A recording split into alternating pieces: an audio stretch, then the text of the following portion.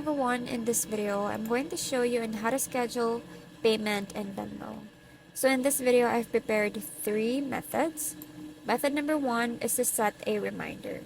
Use your phone's calendar or reminder app to notify you of the payment date.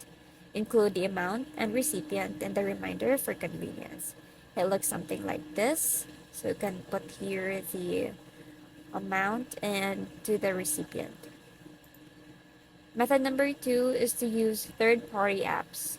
Use budgeting or finance apps like Mint or EveryDollar that can notify you about upcoming payments or obligations. So these are the apps that you can download and use. And lastly is to use the split recurring bills in Venmo. If you share bills with others, Venmo split feature can make it easier to divide the cost and send payments.